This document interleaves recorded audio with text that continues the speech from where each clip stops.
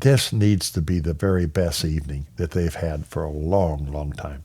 I cannot tell you how much I have felt that for 50 years of doing what we do.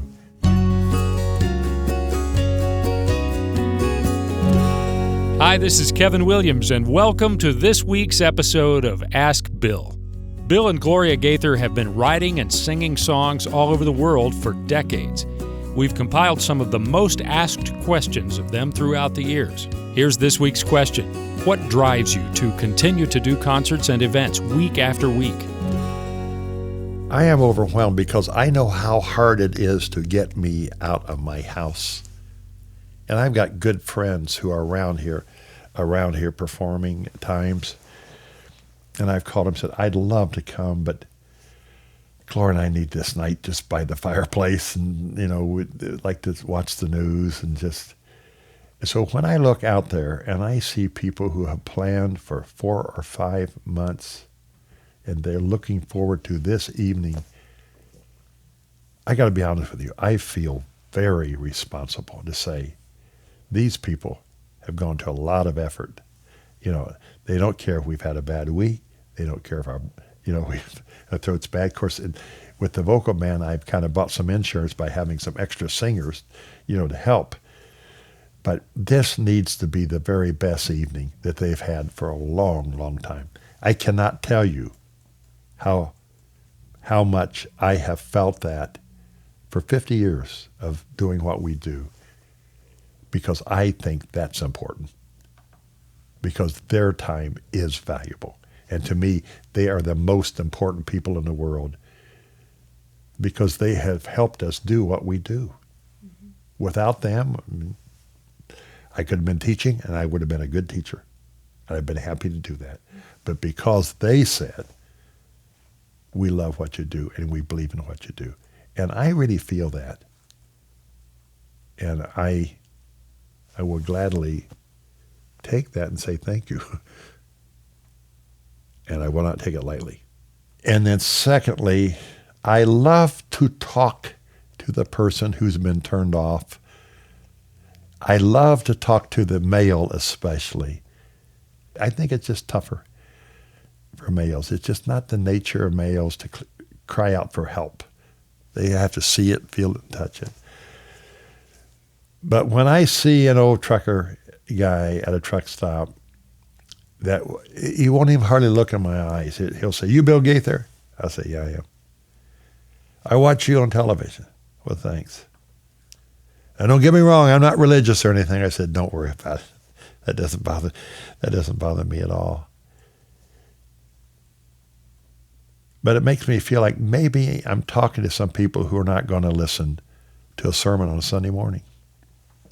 But they can see a bunch of guys up there having a good time, laughing at themselves, and then get serious about the cross and the things that can make a difference in life. They might like to check that out. And that'll get me up in the morning.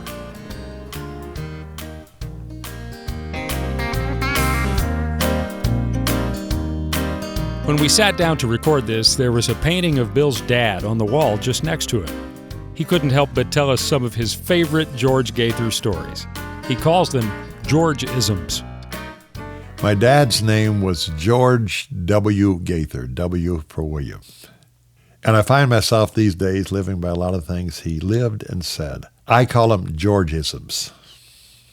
We are all the total product or the summation or DNA trickles down and we become this particular person that we are.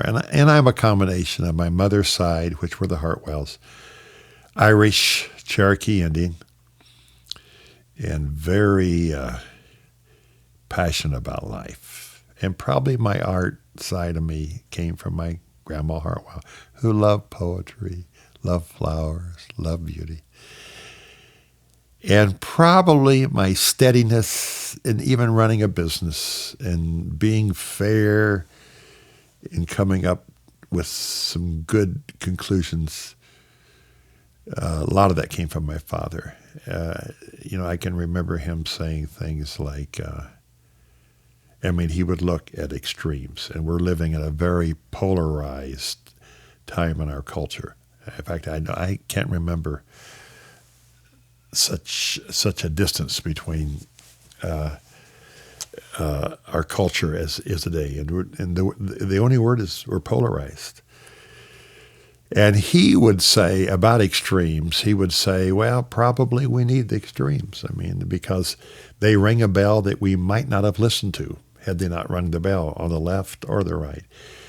And I'm not only talking about politically, but I'm talking about somebody coming in and griping, complaining about something that's happening. And I've seen them do this so many times. On the road, somebody would say, we got this new kid helping on products. He's really bad, and we need to get rid of him. I'd run it by my dad, who traveled with us, and he said, well, that's not totally true. Yeah, he's a little hyper, but I think he's worth salvaging.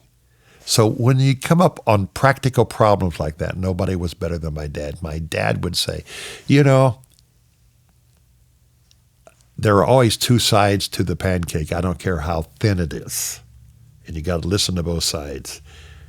And the answer is probably somewhere in the middle. And you can say that any way you want to say it. 6 of one, half a dozen of the other, and all that. And somehow, I think wise people who stay around for a long time, and my dad stayed here on planet Earth until he was 91, figure that out and simply say, the answers are not that easy. But the answer is probably somewhere in the middle. Well, Bill's not quite finished, but I want to quickly say that if you've ever been to a Gaither concert, you know that it's a time full of laughter, inspiration, and amazing music.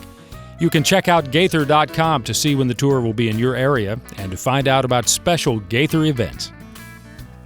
Russ Taff has to be one of my best friends. He has spilled more coffee on more of our buses and planes than anyone. He is the most nervous coffee drinker. He comes in like this with this coffee. Crazy little character, but you got to understand, I live in the art world, and they come in strange packages, but the world's a whole lot better for them. I never forget, we were in Saginaw, Michigan. It was cold, and it was windy, and we hadn't seen Russ. And we said, where's Russ? Where's Russ? Nobody's seen him. And I can remember Guy and David playing a movie that had a lot of noise, and it was shaking the whole bus. Little did we know at the same time, Russ was under the bus only because he opened up the bay to get his bag, and it was clear in, so he went inside, and the wind was blowing so hard, the bay came down, and he was locked in under the bus. Didn't even have his cell phone, and so we kept saying, "Where's Russ?" And finally, we did hear a banging. He was under the. We laughed now. It could have been very, very serious. Crazy times.